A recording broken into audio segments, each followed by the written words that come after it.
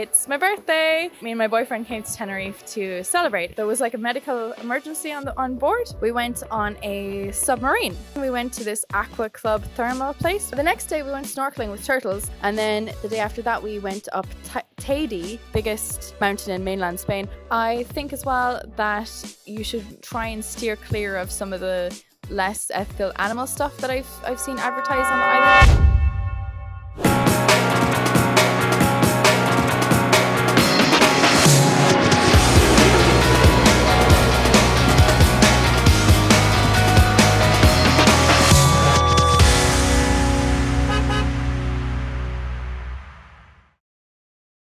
Hello and welcome to another episode of These Corners of the World podcast. I am your host, Kelly O'Brien, and today we are in the beautiful island of Tenerife.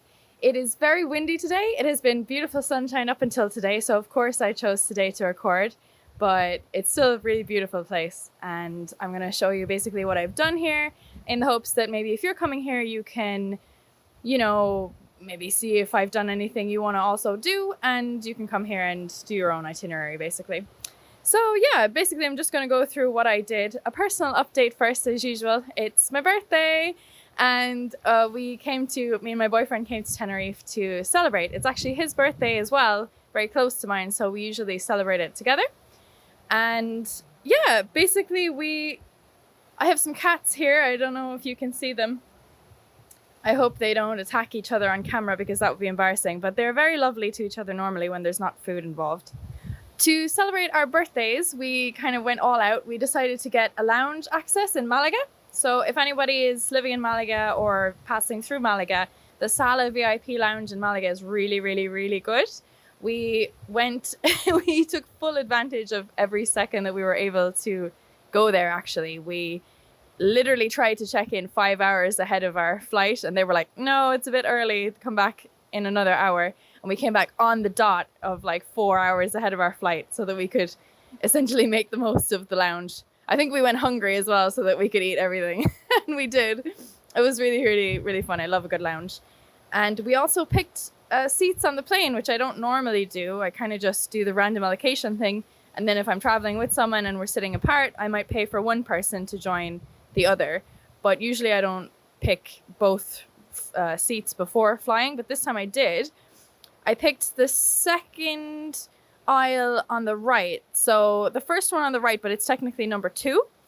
And I did this because you would think that number 1 would be best, but number 1 is like right in front of the toilet, and I never like to sit there because you can kind of smell the toilet chemicals a bit when the door opens and closes. So number 2 on the right is kind of a little bit better. So we sat there, but we didn't actually get to sit there for the whole flight, unfortunately. I mean, I don't mind, it's fine, but there was like a medical emergency on board, at least one. Basically, we took off and there was like this commotion after a little while, and we looked around and this guy basically had fainted in his seat. And I saw the guy, he was like pure white. He was a Spanish, I think, guy, like he had darker tan skin, but he was like gone really, really, really white. And he kind of woke up after a little bit. I'm not sure exactly what happened. Someone said, is there a doctor on board? And a woman came up. I think that she was a nurse maybe. And she was helping, and a few people were in the aisle helping. And the guy passed out like I think 2 more times on board. And the weirdest thing is that the guy helping the guy, who I later don't think was even traveling with the guy, he passed out in the aisle. So there's like 2 unrelated people passing out on this trip. And we were just like, what is going on? Is there some sort of like weird new Ebola virus that like people are dropping like flies on this flight? But thankfully, touch wood, I don't think that was the case. I think perhaps because the initial guy started to vomit. I think that the first guy helping him, maybe it affected him a little bit, and he kind of, because I saw him stand up and he just went like, but yeah, he was okay by the end. But me and my boyfriend, we did give up our seats because we were sitting at the front. And for when the guy lands, the medical personnel came on and took a few minutes with him and then took him off. So we let him sit in our seats. So we were a bit further back. But I mean, I'm not bitching about it. It's okay. Needs must. So we are flying home today, actually, and hopefully we'll get to sit in the seats that we booked this time without any medical emergencies. Touch wood again. So yeah, that was the flight over, and we started off quite chill. We rented a car. It was a Cupra, though I guess the theme of this podcast might be that things didn't always go to plan. So we went to rent a Cupra, and I had never driven a Cupra before, and it was a nice one, so I was kind of looking forward to it. And we got to the rental agency in the airport really late at night, just before they closed. We were a little delayed by the medical emergency on board. And the guy was like, you can't rent a car because you haven't had your license for 2 years. I've had my license for about a year and a half. And yeah, I was gutted. But I mean, at least my boyfriend has had a normal person trajectory and actually got a license quite early on in life, unlike me. So he was able to rent the car and drive it around all good. We initially just drove somewhere quite close to the airport because it was very late at night. Lovely place. The guy stayed out really late, waiting for us longer than he should have. Really nice guy. And we checked in. It was called Sunshine Apartments. It was on booking.com if anyone wants to look it up. We woke up the next morning and it was just looking out over the balcony. Basically, it was a lovely little apartment. Nothing massive, but a really nice balcony with 2 deck chairs, sun loungers, with the sun coming in at like a really nice angle. Like you could sunbathe all day if you wanted to. And it overlooked this really lush green garden with a swimming pool. And it was just a really beautiful place. So the guy had said, make the most of it, stay as long as you want. He literally said, stay as long as you want. So, of course, we woke up, I sunbathed a bit, we went swimming, and we're coming back, showers, not taking our time very much. And then there's a knock on the door, and the guy's like, what are you still doing here? I was like, you told us to stay as long as you want. And he said, yeah, as long as you want, until 1. And I was like, well, you didn't say that. Anyway, I don't mean to diss him. It was a miscommunication. We probably didn't hear him say what he said. It was a lovely apartment. The guy was super nice. And he could have been really irritated after that, but he just said, it's fine. I said, can we get 10 minutes just to pack? And he was like, yeah, sure. And it was really nice after that. So it was perfect. And yeah, we got in the car and we drove north, which is where we are now. The roads were kind of hairy, and I don't know if this is a Canary Island thing, but like people are driving really crazy here. Maybe it's rental cars, tourists, maybe it's locals. I have no idea.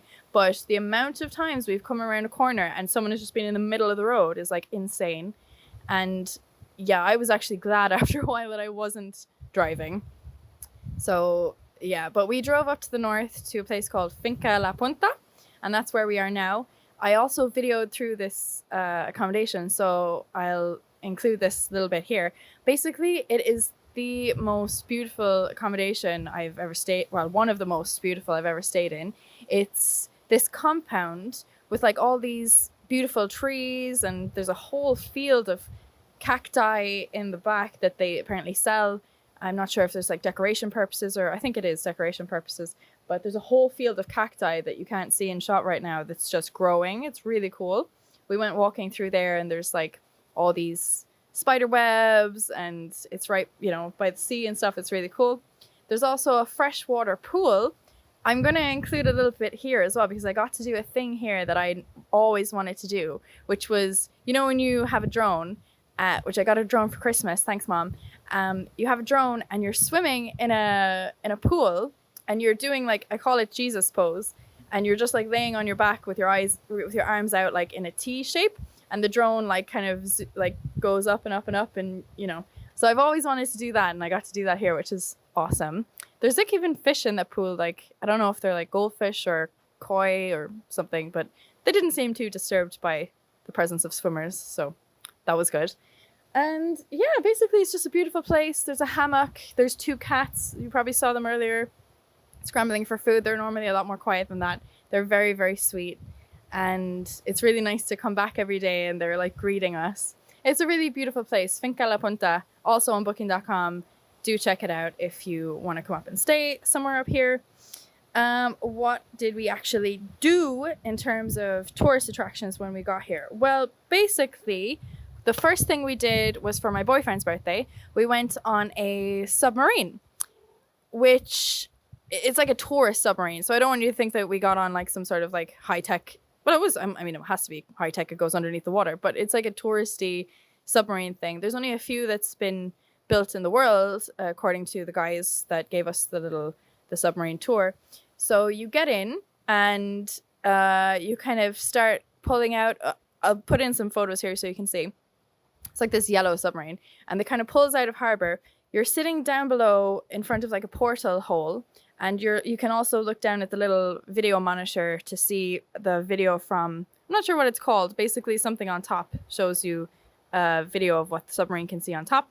And you're pulling out of harbor, and on the monitor you can see it going lower and lower and lower and lower, and it's really cool. And you can see all the water like covering the submarine, and then you're like underwater, and you basically go deeper. I cannot remember exactly how low we were. I think we were 15 or 30 meters below. My boyfriend's giving me the thumbs up, so yeah, he is more of a head for those kind of technical stats and figures and stuff. But yeah, all I know is we were under the water. But yeah, apparently we were 30 meters below the sea level, and we saw like a lot of fish at the start. They were actually kind of congregating around the portal hole, and apparently it was because they were eating the little things on the submarine. Like, I guess stuff was growing, algae, or that's probably completely wrong, but they were eating something on the side of the sub. And as we went, we saw more fish, and then we had a little break. Basically, the submarine rested on the bottom of the ocean floor. No, it wasn't that deep, but it was like resting on the bottom, I guess is what you would say. And this scuba diver came over, and he would, at first I was kind of wary. I was like, is this going to be one of those things where they disturb wildlife just for tourists to gawp at, you know, like picking up starfish with their bare hands and like shoving it against the window? And I was just like, I hope it doesn't go there. But it didn't, thankfully. The scuba diver just kind of he was, I guess, playing with these manta rays, or were they stingrays? Manta rays? These manta rays that came around. And I think it was kind of ethical enough. He wasn't touching them really. He wasn't feeding them, I don't think. But he was like, they were interested, I think, in the bubbles that he was blowing. So he was swimming around so that they would follow him, and we could see them basically go after him through the portal holes. And as a really nice touch, they actually stuck a little poster of happy birthday for my boyfriend's birthday into the portal hole, which is like super surprising because I had said to them, you know, it's both of our birthdays, but I hadn't actually heard anything from them, or they hadn't said, oh, we're going to do this. They just randomly did it. It was really cool.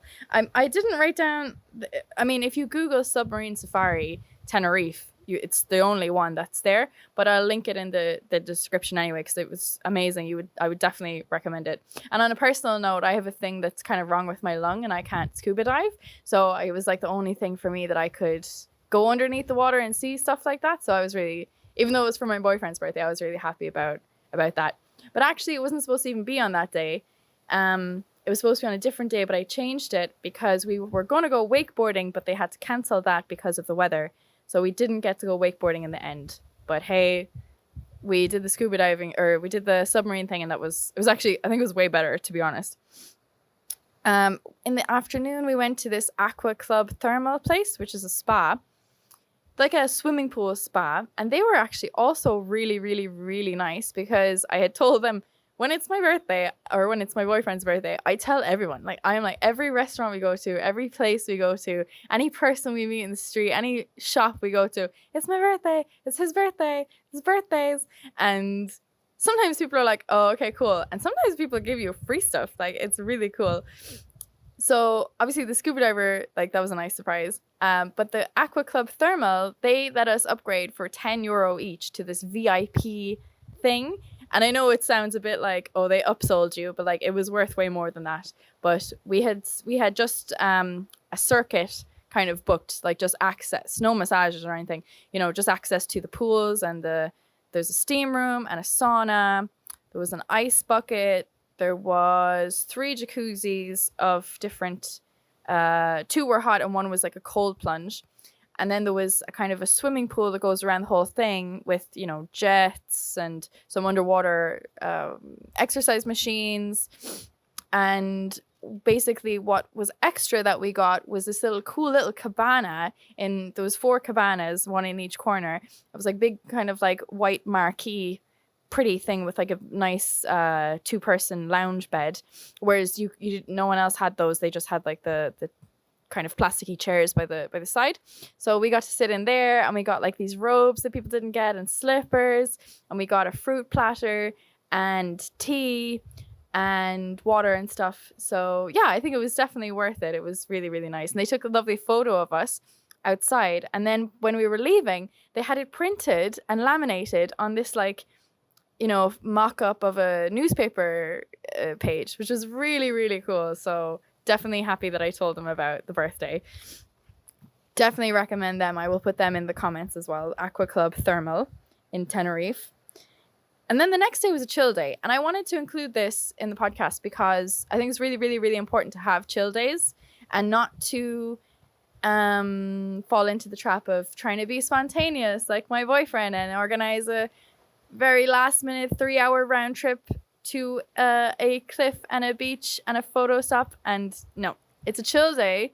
You do nothing, because the amount of holidays I've been on where you're just go, go, go, go, go. I want to see everything. And you're just wrecked by the end of the holiday. Like I am not wrecked at all right now. I'm actually really happy to be going home, and I've seen a lot of nice stuff. I'm happy to go back to a routine. And, you know, I wouldn't have that if I packed every day full of stuff. So even before you're gonna maybe go on a holiday, if you think there's so much stuff that you want to see that it's like 5 full days like are packed, just add 2 days on if you can, like to your holiday, and then put 2 chill days in between. It's gonna honestly save your life. It's so good. I would definitely recommend chill days to everybody. Hi, baby. Hi. Oh, sweetie, this is Dixie. The next day we went snorkeling with turtles. There was no turtles. There was not one turtle. Are turtles in Tenerife? Who knows? We didn't see any. So I was a bit annoyed by that, and I had a bit of a strop because basically it was billed. I won't give the name of this company because I'm trash talking them, but I can't recommend them anyway, so I don't want to give them the link. But like on their website was all about like swim with the turtles, like I think there was some sort of percentage, like 90% guaranteed, you know. And then when we get there, it's very rinky dink, and it's very like, we definitely can't guarantee turtles. And I was like, well, your website's kind of, but I was like, okay, they're just hedging their bets, because I mean, I tried to get the most ethical one that I could find, and that they're not, you know, enticing the turtles, they're not touching the turtles, they're not doing anything bad to the turtles. So I was like, of course they're wild animals, they can't guarantee that they're not gonna see turtles. But like their website's very, very, very marketing-y towards, you're probably definitely going to see them. Anyway, we went out, we saw like a fin of a dolphin. The other people on the trip were happy with that, because they were like, I don't know, I'm very used to dolphins because in Malaga I can actually see them from my window of my house sometimes. It's rare, but like, you know, but then I see them often on the beach, and I'm just kind of like, okay, fine, dolphins. But I didn't book a dolphin tour, did I? I booked a turtle tour, but there was no turtles. But it's fine. We'll move on. The afternoon we did paragliding. This also went a bit wrong because I booked like a really cool €200 paragliding thing that was like 40 minutes long, and it was going from like above the clouds and towards the north.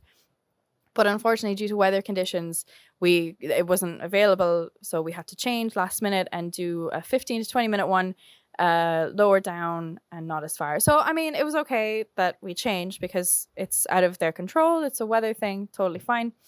And the 2 guys that we did it with, Johnny and James, they were like the nicest guys ever. Like they were so cool. And it was with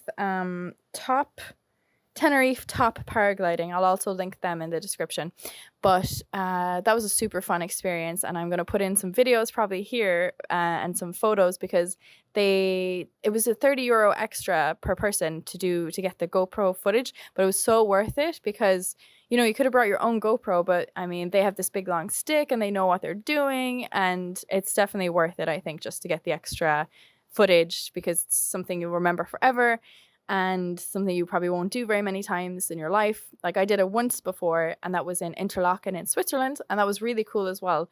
But, I mean, you're not going to do that kind of thing every day. So I would definitely get the extra, photos and video to remind yourself later on of doing it. And it was actually really, really pretty. You can also the pressure is off you. Like if you have a GoPro, you're like taking content and stuff. Whereas if you let the guide do it, then you can actually enjoy the flight and enjoy the views. And it was just a really beautiful vista. And it wasn't that adrenaline shooting because I'd done it before. So I was very much like, I'm just going to enjoy this. And you run off a cliff basically and then you start gliding, and they find some thermals, which are kind of like, I guess, pockets of hot air, and they kind of turn into the thermals like in a circle to try and get up higher and higher and higher. And then when they're high enough, the flight goes down towards the sea. The aim was to reach the beach, but we didn't get a good enough thermal to go high enough to reach the beach, so we kind of just went to this what would you call it, this kind of barren field, I guess, overlooking the beach, overlooking the sea. So I mean, I was happy. It was really fun. The guy was lovely. Could not say enough good things about them. Yeah, basically that's almost it. We had another chill day after that, and then the day after that we went up Teide. I do not really know if I'm pronouncing that right, but I think it's Teide, which is the big mountain. And unfortunately, you cannot see it today because it's covered in cloud, which it often is. But yesterday, from here, we had like this amazing view of it. Like actually just behind me, you would never even think. I'll put a photo in. I took photos yesterday. And it's just absolutely massive. It's actually the biggest mountain in mainland Spain. Well, actually, when we went up it yesterday, we went up in a cable car, drove to the lower cable car station, took the cable car up. Very important that you book that beforehand because you cannot buy the tickets to the cable car at the cable car, and a lot of people make that mistake. So book them online. But right now I'm gonna cut to this clip that I recorded yesterday actually on the mountain. So yeah, I'm going to cut to that now and enjoy that. Hey guys, this is the part of the podcast where I am coming to you from Teide National Park, which is where the Teide mountain / volcano is. A few facts about the place. Basically, it's around 3,700 meters above sea level, so it's quite high. It's the highest peak in the entirety of Spain, actually. You can get a bit of altitude sickness when you come up here, and it is quite cold, hence the blanket, because I didn't really prepare myself well enough. So if you're coming up here, do try and wear colder climate clothes than you would necessarily down there on the beach.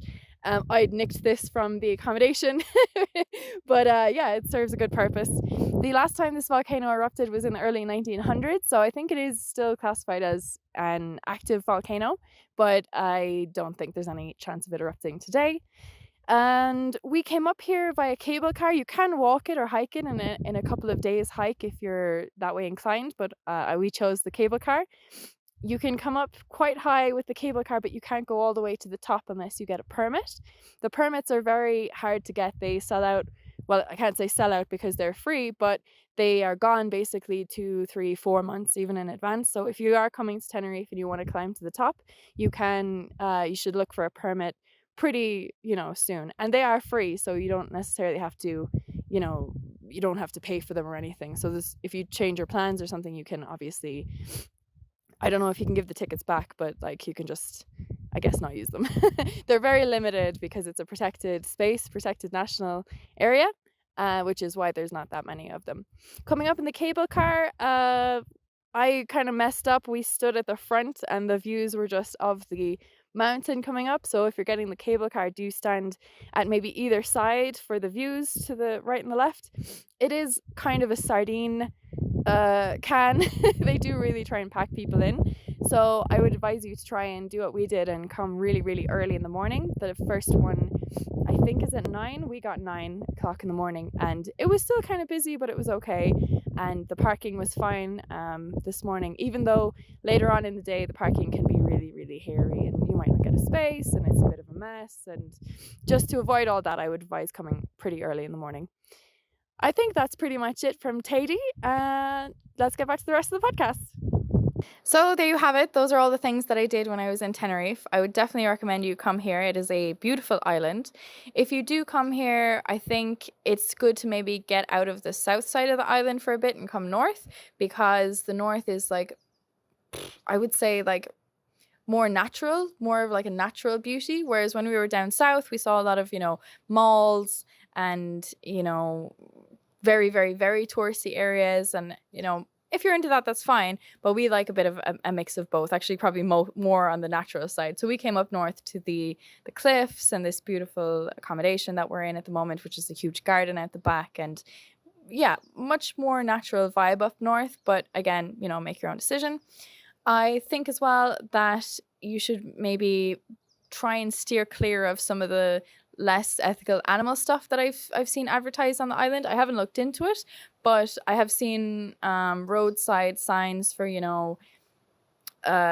come to this zoo and, come to this like animal experience. And I'm kind of like, generally I stay away from those kind of animal experiences. I know I went tried to go snorkeling with turtles, but, I looked into it being, an ethical place, that they didn't try and entice the turtles, or that when they see them, they don't touch them in any way. And they had lots of guidance on their website to say, don't touch the turtles and stuff, because there's bacteria on our hands. So if you touch the turtles, they could actually die. So it's not like just it's actually quite serious. But like if you're going to stuff like, let's say there's Bengal tigers or lions and stuff. I mean, it's in Tenerife. Like, I'm kind of like, I don't really agree with them being cooped up and promoted as like tourist attractions in that way. But anyway, again, that's up to you. I wouldn't do it. Tenerife in general has been fantastic. It's been a great trip. We are about to go now and go to the lounge in Tenerife. I've not been there before, so that would be super cool to see. Gonna eat everything. I'm gonna starve myself beforehand. I'm gonna eat everything when I get in there 4 hours early. And yeah, basically it's been a good birthday despite some challenges, and I will see you guys in the next podcast.